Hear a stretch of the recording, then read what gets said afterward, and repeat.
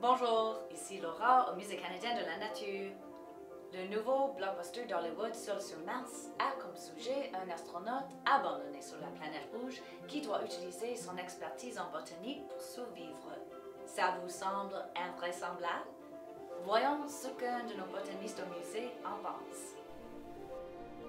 Paul, tu as passé 2 semaines à la station de recherche de Mars dans le désert d'Utah, vivant dans un habitat minuscule comme le personnage de Matt Damon dans le film.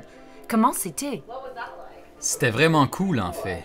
Le but de la simulation est de travailler et de vivre comme si on était sur la planète Mars. Et c'est comme ça qu'on s'exerce dans l'espoir d'un jour y aller. À l'intérieur de l'habitat, on y vit côte à côte, travaillant dans les labos. On mange de la nourriture déshydratée. Et chaque fois qu'on veut sortir, nous devons mettre nos combinaisons spatiales, passer par un sas afin de décompresser l'atmosphère terrestre, et tout ça avant de mettre le pied dehors.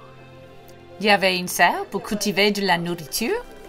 C'est exact. On a appris plusieurs leçons sur l'agriculture dans les environnements extrêmes, même en utilisant un simulacre de terre martienne, ce qui, en fait, aurait été très utile pour le personnage de Mark Watney, joué par Matt Damon.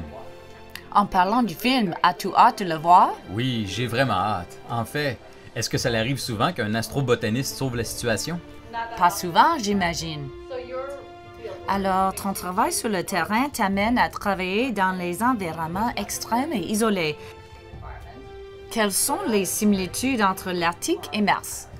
Comme Mars, l'Arctique canadien est froid, sec et isolé. Mais heureusement, nous pouvons y respirer l'atmosphère et y profiter de la gravité auquel nous sommes tous habitués. Une des grandes similitudes entre ces environnements et Mars est la façon dont nous devons y travailler. Lorsque nous faisons de la recherche dans l'Arctique, nous devons travailler en petites équipes. Et c'est un aspect psychologique important auquel les futurs astronautes de Mars devront faire face. Et les agences spatiales en sont très conscientes, et c'est pourquoi elles utilisent ces environnements extrêmes pour l'entraînement. Est-ce que tu participerais à une mission sur Mars si tu en avais la chance? Sans l'ombre d'un doute. Mais j'aimerais bien revenir sur Terre. C'est vraiment une belle planète que nous avons. Voilà un autre exemple qui démontre comment la science peut être cool.